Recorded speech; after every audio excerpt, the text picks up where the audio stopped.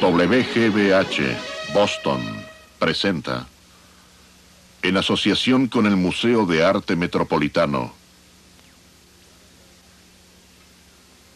un proyecto de Annenberg CPB.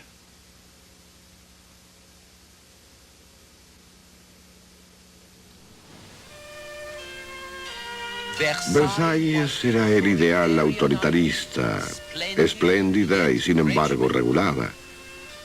Pero también había quienes veían más allá de las normas del absolutismo, las normas de la naturaleza y los derechos del hombre.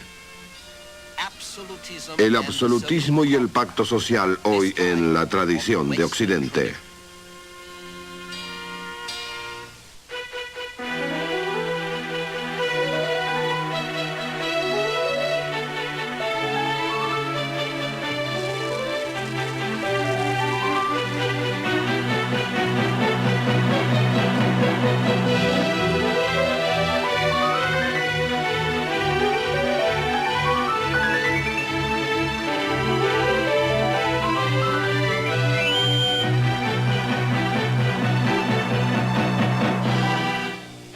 La tradición de Occidente.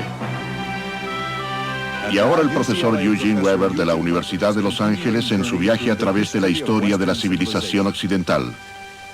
Alrededor del año 1700, Europa se halla entre dos polos de atracción, Inglaterra y Francia. Dos tipos de cultura, dos modelos de cómo debería ser la sociedad y el gobierno, más o menos autocráticos, más o menos disciplinados, más o menos metódicos, y ambos sistemas contrastantes compiten en todos los niveles por el poder mundial, es claro, pero también por el dominio cultural. Era un tironeo entre los cuarteles franceses y las oficinas inglesas, entre los informales jardines ingleses y los formales parques franceses, entre los disturbios franceses a causa del hambre y los disturbios ingleses a causa de la política.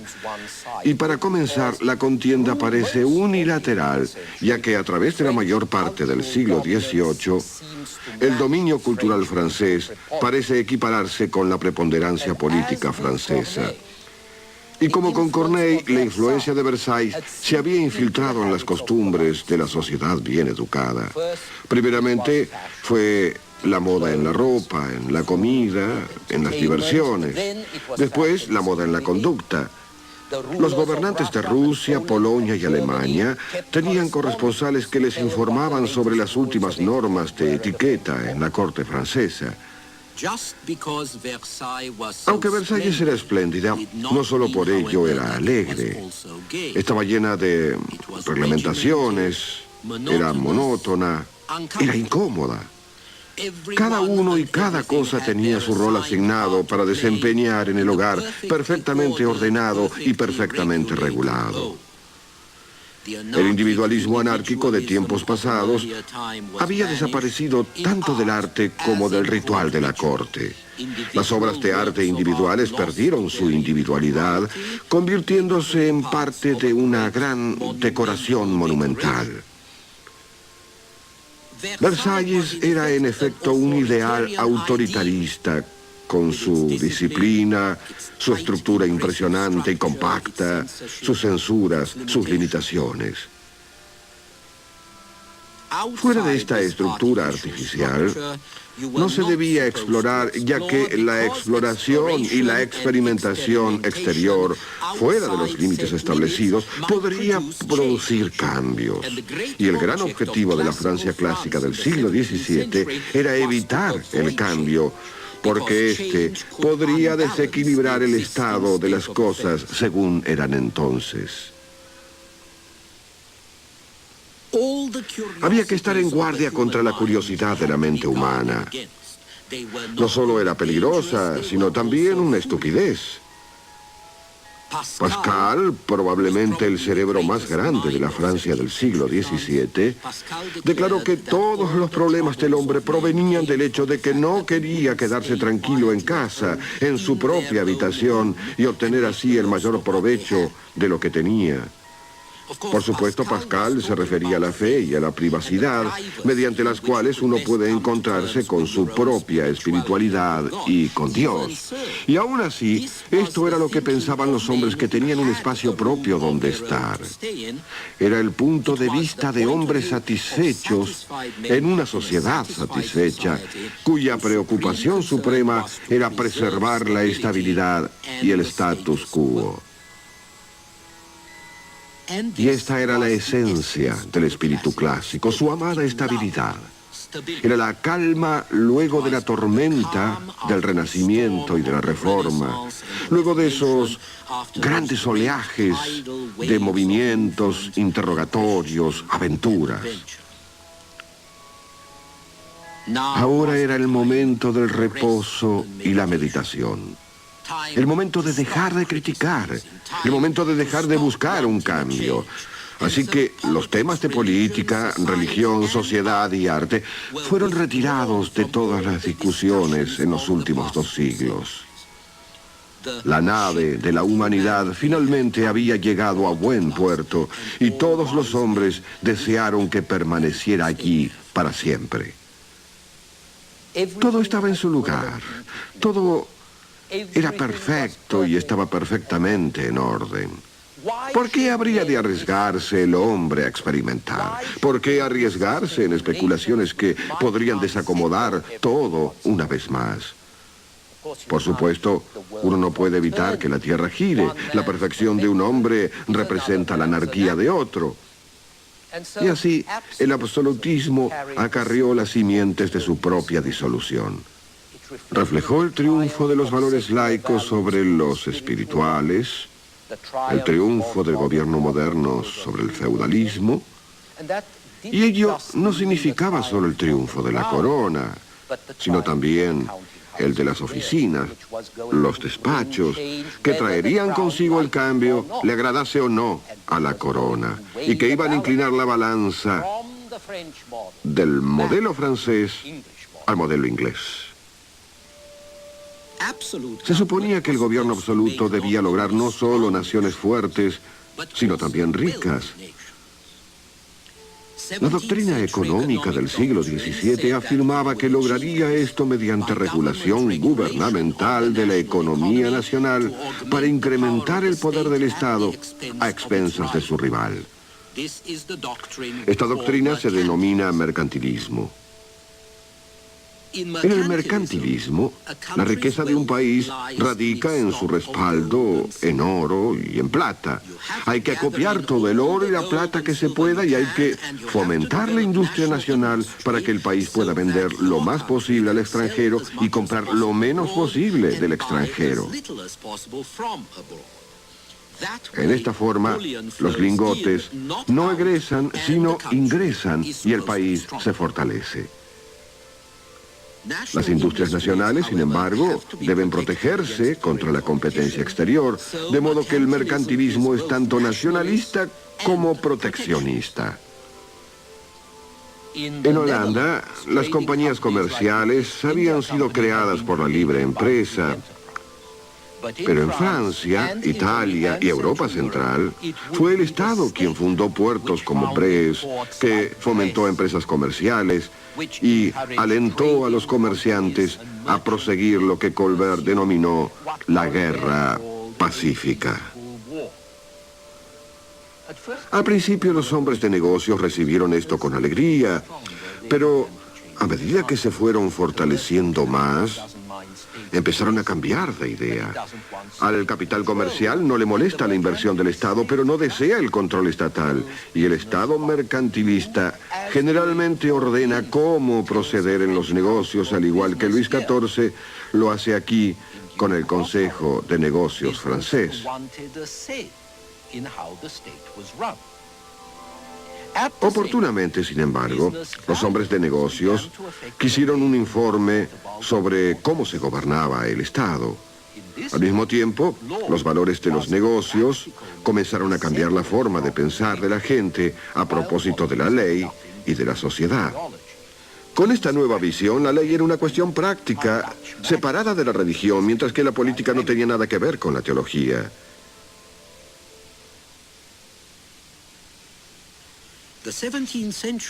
El siglo XVII no halló las reglas de la sociedad humana en ninguna revelación divina. Estudió la naturaleza y estudió al hombre. El hombre posee voluntad, puede cambiar su destino y no necesariamente debe obedecer la voluntad de los demás. Puede buscar su satisfacción y felicidad propias, todo lo cual implica los derechos del hombre. Más aún, está dotado de ciertas facultades y se supone que debe emplear estas facultades. La naturaleza lo hizo gregario y sociable. Desea vivir en sociedad, lo cual significa que tiene sentido social. Significa que es capaz de tener responsabilidad social. Esta es la regla vital tradicional que la naturaleza grabó en el corazón del hombre. Como dijo un jurisconsulto holandés llamado Hugo Grocio, quien brindó las bases de la ley internacional al estilo de la que hoy empleamos. Esta idea de sociedad como resultado de una tendencia natural llegaría mucho más lejos aún. El razonamiento era así. Los hombres poseen la inclinación natural de vivir en una sociedad ordenada y pacífica. La ley emerge del instinto social del hombre. Los hombres se unen efectuando un pacto. Acuerdan defender la propiedad contra las invasiones. Acuerdan someterse a una autoridad común. Y por lo tanto, nos imaginamos que la sociedad comienza con un pacto entre hombres y luego un segundo pacto entre hombres y alguien que los gobierne y los proteja. Y ese es el pacto social. En Europa del siglo XVII, la gente quería un poder fuerte que defendiese la paz y el orden y lograra la expansión comercial. Y así favorecieron, o al menos aceptaron, la monarquía absoluta. Pero si decidiesen que el orden, la paz y el gobierno funcionasen mejor bajo algún otro régimen, entonces es posible que cambiasen de idea. Y que es justamente lo que pasó en Inglaterra, donde acontecieron las revoluciones políticas históricas del siglo XVII y donde se efectuaron audiencias políticas para justificar esto. En Inglaterra, como recordarán, la reina Isabel había confirmado el estatuto protestante de su padre, Enrique VIII, y cuando Isabel murió en 1603, la sucedió su pariente protestante más cercano, el rey de Escocia, Jacobo VI, quien gobernó en Inglaterra como Jacobo I. La Biblia del rey Jacobo, dicho sea de paso, se llamó así por él. El hijo de Jacobo era Carlos I, y Carlos tenía alguna de las tendencias de Richelieu y de Luis IX, a cuya tía desposó. No le agradaban las autoridades competentes. Trataba de gobernar y aumentar los impuestos sin intervención del Parlamento y de unificar y controlar a la Iglesia. En otras palabras, quería ser un rey absoluto, pero a diferencia de Luis XIV, fracasó. Los problemas religiosos en Escocia, los conflictos coloniales en Irlanda y las complicaciones político-religiosas en Inglaterra despertaron el avispero para Carlos. El Parlamento rehusaba votar el pago de impuestos para mantener a sus fuerzas armadas, ya que si el poder militar del rey fuese demasiado grande, este podría obligar al Parlamento a votar del modo que quisiese. Podría obligar al Parlamento a pagar impuestos, aunque hubiesen votado en contra. En 1642, Carlos intentó arrestar a 5 jefes de la Cámara de los Comunes y luego declaró la guerra al Parlamento. Y así comenzó la Guerra Civil Inglesa, cuyas más importantes batallas se representan en esta copia del siglo XVIII. La guerra duró 7 años y significó la aniquilación del ejército del rey y la rendición de Carlos. Luego de continuar con sus intrigas contra el Parlamento, aún después de ser derrotado, Carlos fue juzgado y ejecutado en 1649. El breve interludio republicano que siguió luego bajo Oliverio Cromwell no resultó del todo bueno. Cuando el Parlamento efectuó una moción para dispersar al ejército de Cromwell, que se había tornado muy fuerte luego de sus victorias en Escocia e Irlanda, Cromwell se vengó dispersando al Parlamento y de ahí en más gobernó como Lord Protector. Cuando murió en 1658, a los Estuardos se les restituyó el trono bajo Carlos II, hasta que surgió otra revolución del Parlamento, la Revolución Gloriosa, llamada así porque casi no hubo derramamiento de sangre. Esta desterró al sucesor de Carlos, Jacobo II, en 1688, y puso en el trono a un holandés, el príncipe de Orange, a quien en la historia se lo conoce como Guillermo III. Esta es una copia holandesa contemporánea mostrándonos a Guillermo al llegar a Inglaterra.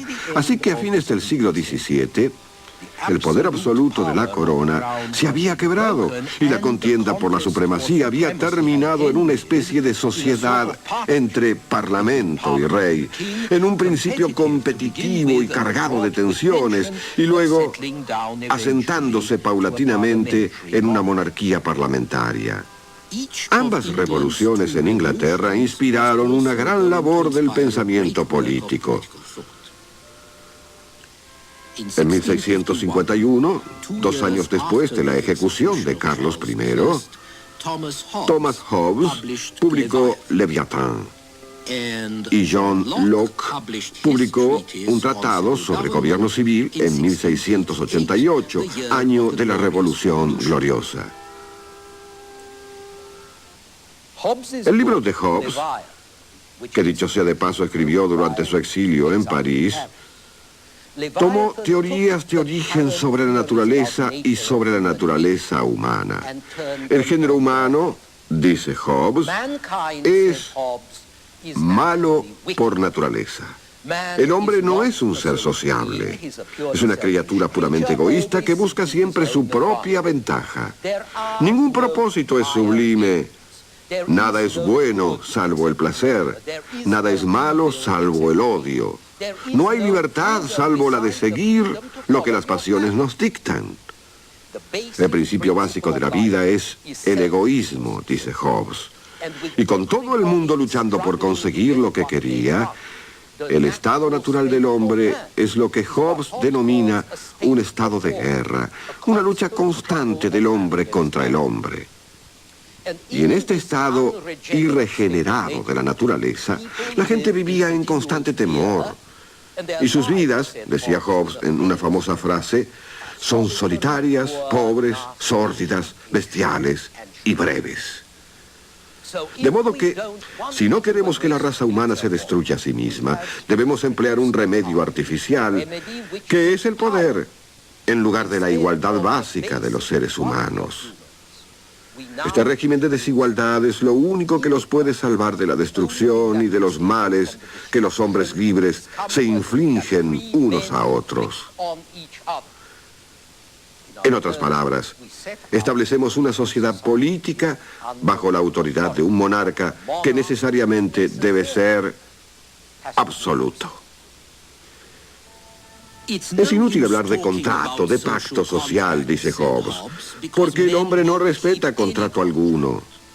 Lo único que puede reprimir su instinto salvaje es la fuerza y el temor que esa fuerza inspira.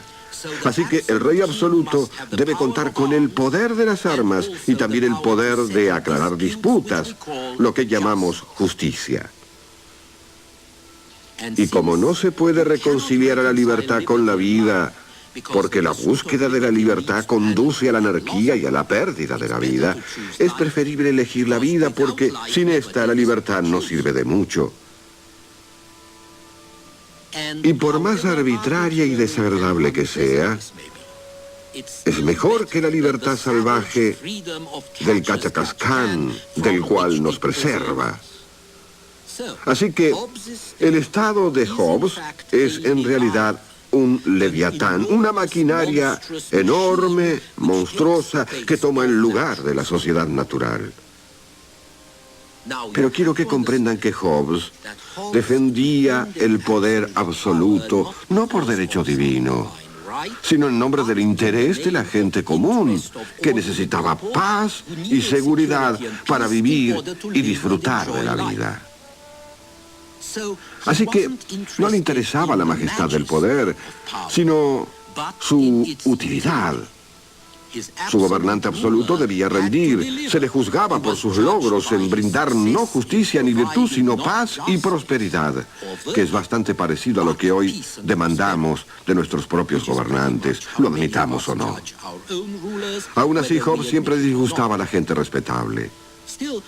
Afortunadamente, la gente respetable logró un filósofo a su propio gusto, que armonizaba con sus ideas, John Locke. Locke, quien viajó a Inglaterra con William de Orange, tenía una teoría que podía usarse para justificar la eliminación de su monarca anterior, Jacobo II, rey por la gracia de Dios. Había decidido demostrar el derecho de un súbdito a rebelarse contra su soberano. Locke también partió desde el estado natural, pero disintió con Hobbes. El estado natural es simplemente imperfecto, dijo Locke. Para remediar su imperfección, los hombres se unen y acuerdan un pacto social. Este contrato se decide entre los hombres para su propio beneficio, y ello implica hacer el juego de la vida en sociedad con reglas definitivamente establecidas. Si alguien rompe estas reglas, está fuera de la ley. Y si es el gobernante quien las rompe, entonces cualquier miembro de la sociedad, y por supuesto la sociedad en conjunto, tienen derecho de exigir las reglas que se han convenido y, de ser necesario, tienen derecho a exigirlas por la fuerza. Y la conclusión de Locke fue simple. Si el Poder Ejecutivo no actúa de acuerdo con los fines para los cuales fue nombrado, infringe las libertades del pueblo. Y entonces este poder debe ser retirado de manos de quien quiera que lo posea.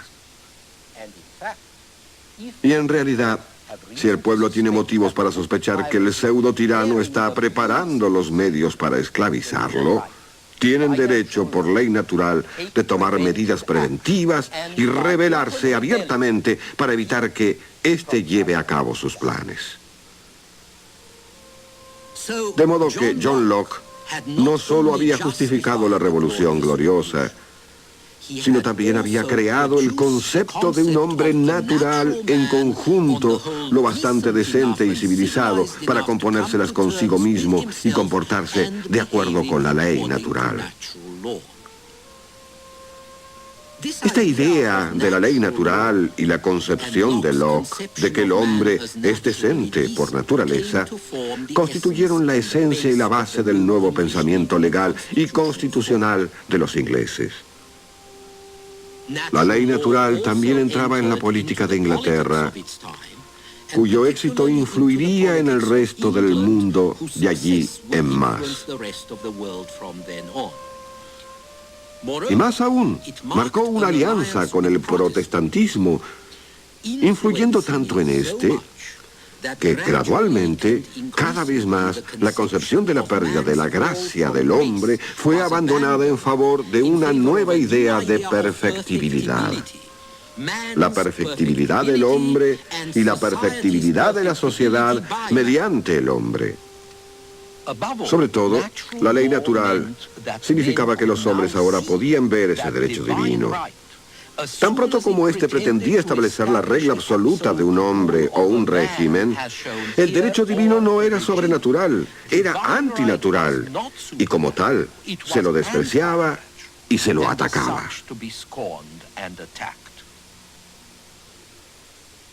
Ahora bien, esto era solo el comienzo.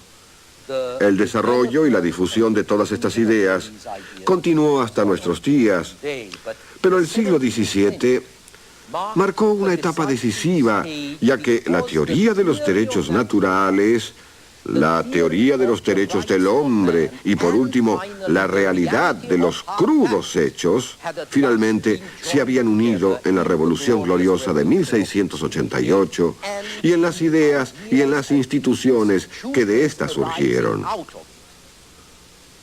Locke fue menos vigoroso que Grocio y más superficial que Hobbes, pero fue el hombre indicado en el momento indicado. Él fue responsable de la secularización de la teoría política y de la teoría legal. Fue responsable del divorcio entre la razón y el misterio y del destierro de la intervención divina al sitio donde le correspondía, al cielo, bien lejos de las realidades de los asuntos mundanos. Y podríamos tomar este pasaje del ensayo de Locke sobre gobierno civil, que nos marca tanto su propósito como su significado. El Estado natural posee una ley natural que lo gobierna, que nos manda a todos, y la razón, que es esa ley, enseña a toda la humanidad que, siendo todos iguales e independientes, nadie debiera hacerle daño a nadie en su vida, ni a su salud, ni a su libertad, ni a su propiedad. El siglo siguiente escribiría el epílogo de estas palabras.